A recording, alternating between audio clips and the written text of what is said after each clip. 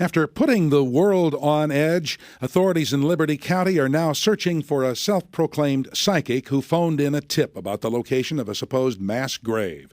Rex Evans with the Liberty County Sheriff's Office says investigators found no trace of up to 30 dismembered bodies, some supposedly belonging to children. The tipster had said would be located at a home just outside of Hardin. We have no indication that there are, in fact, any bodies located in the residence, the shed, or any property. Evans says they took the tip seriously because the caller had very specific details about the interior of the home that proved to be accurate. Joining us live to talk more about this wild scene and what happens now, Liberty County Judge Craig McNair. Judge, it had to be frustrating that law enforcement resources there were tied up like that, especially with the media scrutiny so heavy to boot.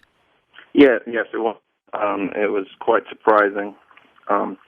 I was made aware of the search warrant, applying for the search warrant at about 2 o'clock, and I went out to the scene at 4, and at that time we were still waiting for the search warrant to come down. At that time there were only, 3 sheriff's cars there waiting for the warrant. Well, are you disappointed that this psychic tip turned out to be such an outlay of law enforcement resources? I'm disappointed in the fact that I don't know exactly how the media was alerted so quickly, because, like I said, we were waiting on the search warrant for probably 3 or 4 hours, and like I said, by the time I left at 4 o'clock and came back at about 7:30 after going to another meeting, I was as shocked as anyone to see the news media and the helicopters there, and because I had not been listening to the radio or watching the TV, so I was as shocked as anyone else. But as far as disappointed in the outlay of the law enforcement, I guess we have to take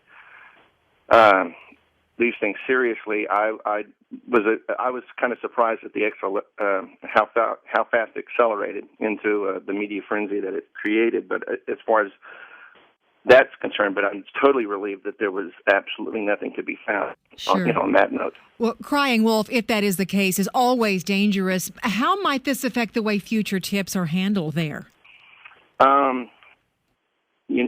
I thought, from my perspective, I thought the tip, had to probably, because I believe there was a phone call the day before, the evening before, and then I believe the tipster, whoever that would be, called to reiterate, to give them more specific details. And when they went back out, I think they found some things that were identified, let me say, coincided or matched where the tip information was. And I think that's kind of that's when they went further with the search warrant. Judge, I'm wondering how the sheriff feels about this. Have you had a chance to talk to him? I've not had a chance to talk to the sheriff or to Rex Evans after this has all happened. But I'm sure that they'll, hopefully be a little bit more discreet before bringing in the media or whatever on this, because that's what was the most surprising thing to me. All right. Thanks so much for talking with us. Appreciate your candor this morning, Liberty County Judge Craig McNair.